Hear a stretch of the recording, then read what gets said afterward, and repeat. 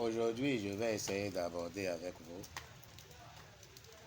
une question principale qui m'avait été posée par un de mes suiveurs qui cherchait à comprendre comment la vie de nos ancêtres, de nos aïeux, de nos parents peut influencer notre vie actuelle.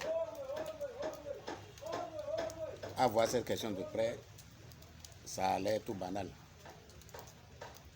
Alors qu'en profondeur, c'est une question très essentielle qui peut apporter beaucoup de choses à beaucoup de personnes.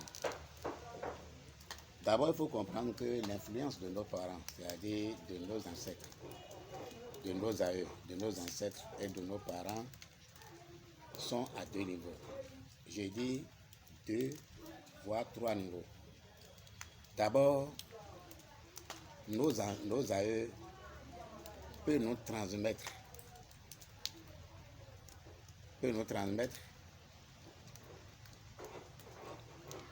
des savoirs sous forme d'énergie, peut nous transformer, peut nous transférer, sinon peut nous inculquer. Comme je disais, il y a deux ou trois aspects qui est là.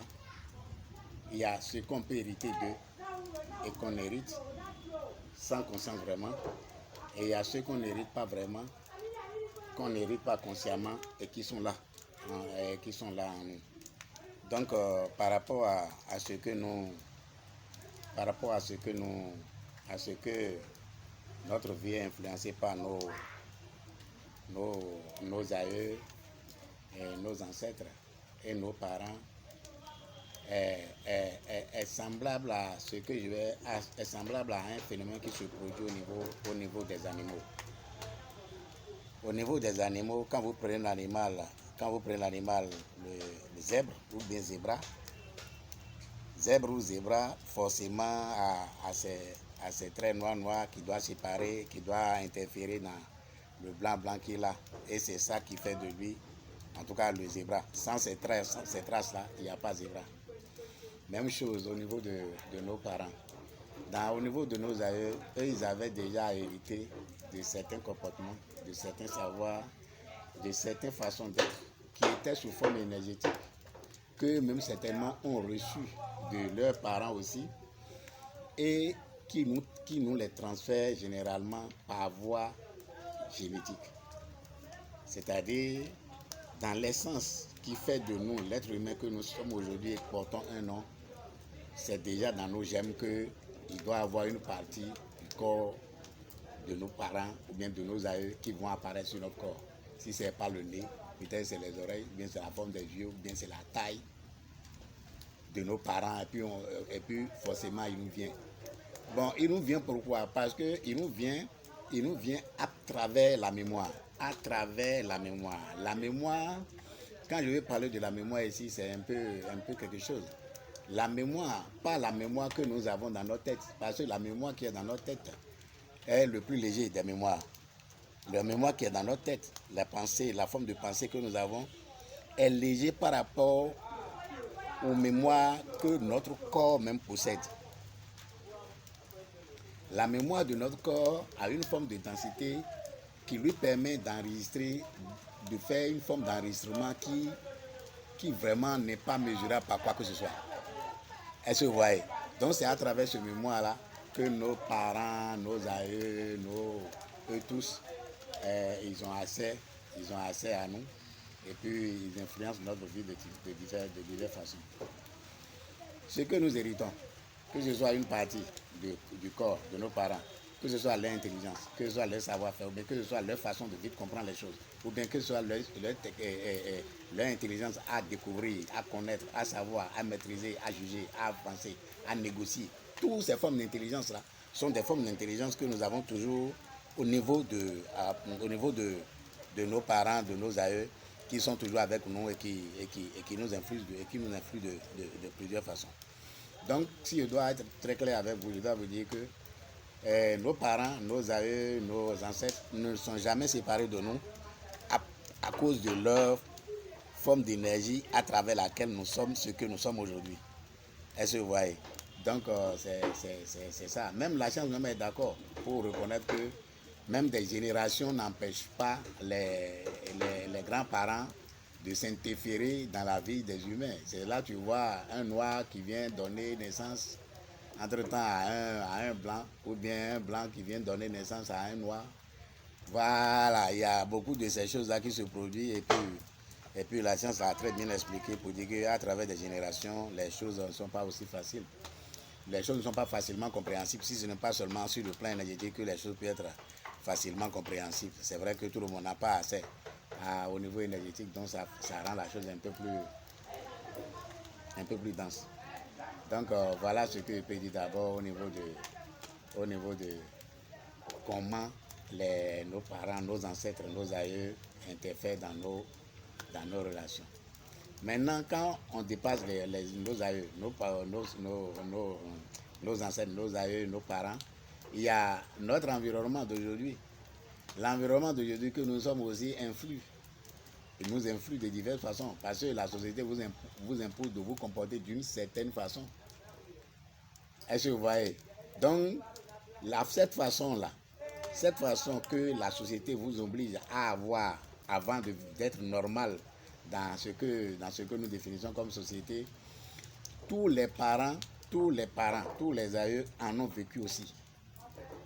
Et de par la manière et la force par laquelle on les a fait inculquer de nouveaux savoirs, ajoutés aux anciens savoirs qu'ils ont, fait que ils ont l'ancien savoir ajouté au nouveau savoir qui vient du monde de l'influence du monde dans lequel ils vivent maintenant et qui va faire son chemin jusqu'à retrouver nous aussi, que nous allons ajouter à tout la traversée de nos aïeux, de nos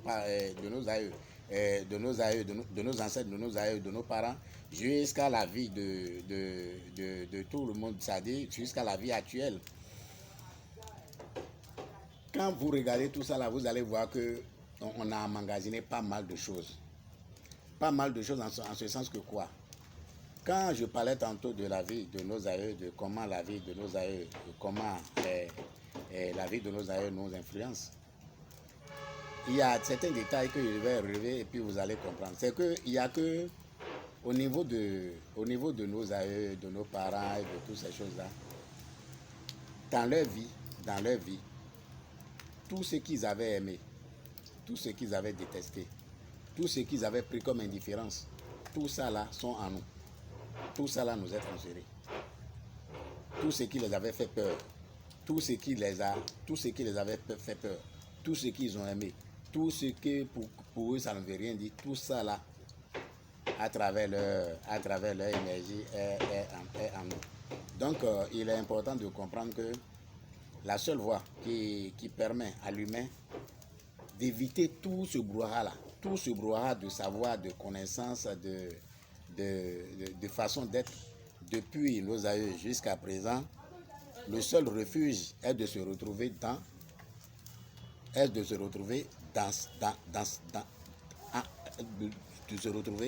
en lui-même. Le seul échappatoire qui permet à l'humain de se retrouver à travers tout ce brouhaha de savoir, de connaissance, de force, de tout ça là, c'est que l'humain doit se reconnecter à lui-même. Et pour se reconnecter à soi-même, ce n'est pas donné. On ne peut pas se lever comme ça et se reconnecter. Pour se reconnecter, il est question de poser des actes essentiels. Ces actes essentiels consistent à faire quoi? Toi, humain, tout humain que tu es sur trois aspects. Il y a ton aspect physique, ton aspect mental et ton aspect énergétique qui forment ce que tu es actuellement.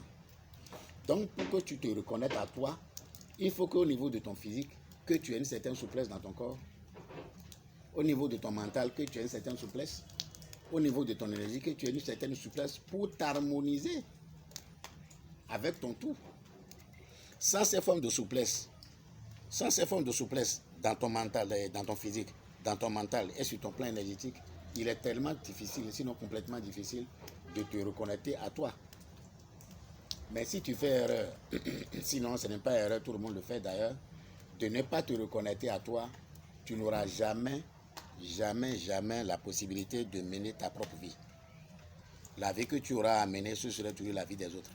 la vie de tes ancêtres, avec tout ce qui les avait fait peur, tout ce qu'ils avaient aimé, tout ce qui ne les avait rien dit, la vie de tes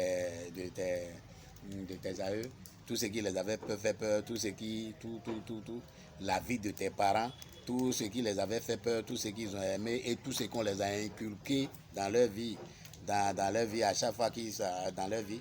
Et à toi-même maintenant, à ton tour, que tu es là et que tu portes un nom, tout ce qui t'a été transmis depuis les ancêtres jusqu'à toi, ajouté à ton environnement, tout ce qui est dans ton environnement, tu vois que ça forme un trop grand brouhaha. Et dans ce brouhaha-là, le seul refuge, c'est en toi seulement. Donc, pour mieux faire, c'est d'abord de perfectionner, de travailler au niveau de son corps physique, travailler au niveau de son corps mental, qui va forcément jouer sur le corps émotionnel, et de travailler sur l'énergie physique. Sans ça, le connecter à soi-même va relever de niveau de miracle. Donc, c'est ce que je peux apporter aujourd'hui. Et puis le reste, on verra bien.